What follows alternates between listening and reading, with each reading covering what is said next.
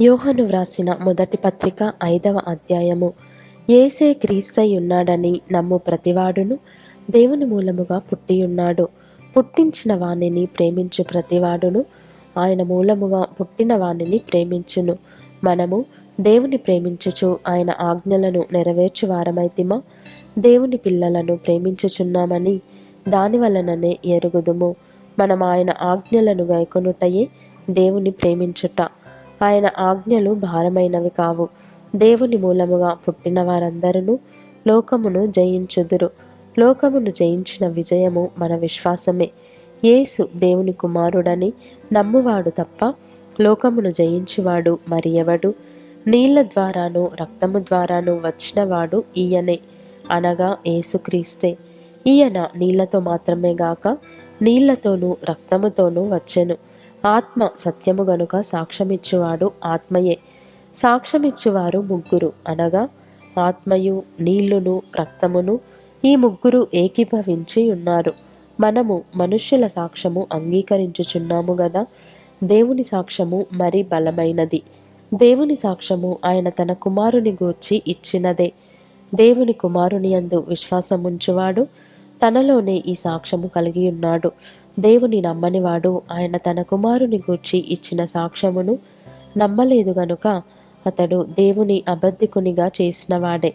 ఆ సాక్ష్యమేమనగా, దేవుడు మనకు నిత్య జీవమును దయచేసెను. ఈ జీవము ఆయన కుమారుని అందున్నది. దేవుని కుమారుని అంగీకరించువాడు జీవము గలవాడు. దేవుని కుమారుని అంగీకరింపనివాడు జీవము లేనివాడే. దేవుని కుమారుని నామమందు విశ్వాసముంచు మీరు నిత్యజీవము గలవారని తెలుసుకొనున్నట్లు నేను ఈ సంగతులను మీకు వ్రాయుచున్నాను. ఆయనను బట్టి మనకు కలిగిన ధైర్యమేదనగా, ఆయన చిత్తానుసారముగా మనమేది అడిగినను ఆయన మన మనవి ఆలకించుననున్నదియే. మనమేమి అడిగినను ఆయన మన మనవి ఆలకించునని మనమెరిగిన ఎడల మనం ఆయనను వేడుకొనినవి మనకు కలిగినవని ఎరుగుదుము. తన సహోదరుడు మరణకరము కాని పాపము చేయగా ఎవడైనను చూచిన ఎడల అతడు వేడుకొనును. అతని బట్టి దేవుడు మరణకరము కాని పాపము చేసిన వారికి జీవము దయచేయును. మరణకరమైన పాపము కలదు.